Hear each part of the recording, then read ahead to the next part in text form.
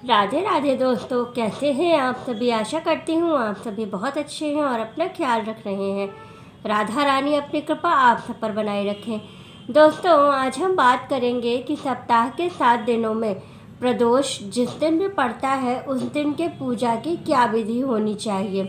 क्या प्रत्येक वार के दिन जो प्रदोष पड़ता है उसकी पूजा की कुछ अलग विधि होती है।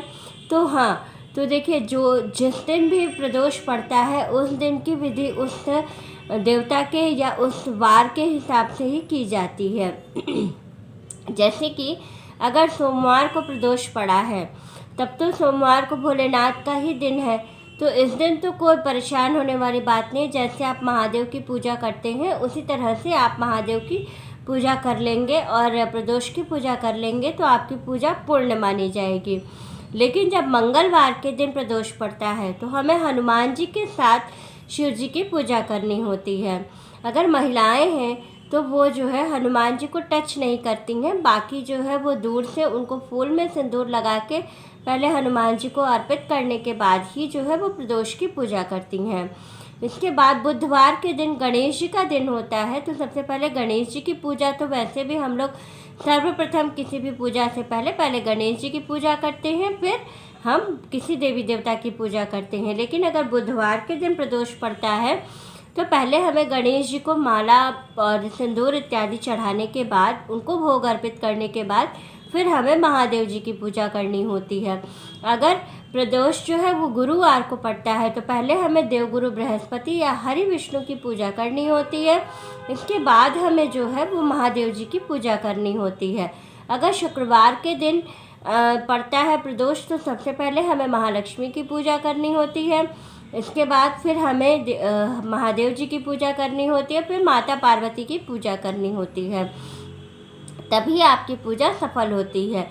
इसके बाद अगर शनिवार के दिन प्रदोष पड़ता है तो सबसे पहले हमें शनिवार के दिन हनुमान जी की पूजा करनी होती है, फिर हमें शनि भगवान की पूजा करनी होती है।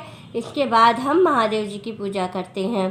तो इन सभी पूजा के बाद ही हमें महादेव जी की पूजा करनी होती है। इसके बाद अगर रविवार के दिन प्रदोष पड़ता है तो सबसे पहले हमें जो है सूर्य भगवान की पूजा करनी होती है। सूर्य भगवान को जल देना होता है, उनकी आराधना करनी होती है। इसके बाद ही हमें जो है वो शंकर भगवान की पूजा करनी चाहिए। तो इस तरह से 7 दिनों में सात देवता होते हैं जिनकी पूजा करने के बाद ही हमें महादेव जी की पूजा करनी चाहिए। अब हम बात कर लेते हैं अघन मास में जो अभी शुक्ल पक्ष का प्रदोष पड़ने वाला है, ये गुरुवार के दिन पड़ रहा है। तो इस दिन हमें क्या करना चाहिए। तो जो गुरुवार के दिन प्रदोष पड़ रहा है तो इस दिन आपको पीले वस्त्र धारण करने चाहिए। प्रदोष के दिन सर आपको बिल्कुल नहीं धुलना चाहिए।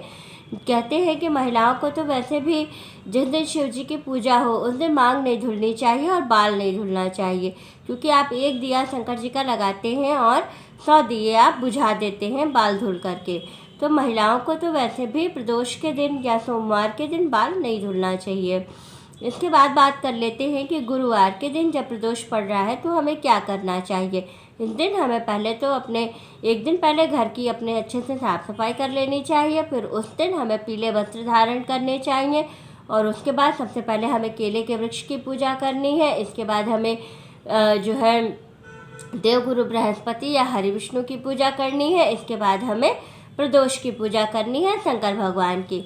इस दिन आप अभिषेक करते हैं तो आपको प्रत्येक चीज़ों से अभिषेक करते हुए आपको हल्दी ज़रूर चढ़ानी चाहिए।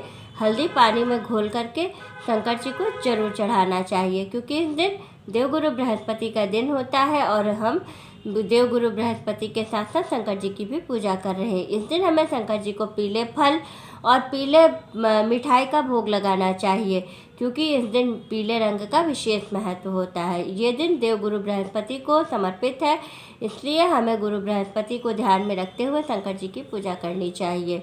वीडियो अच्छी लगे तो लाइक शेयर सब्सक्राइब ज़रूर कीजिएगा। राधे राधे दोस्तों।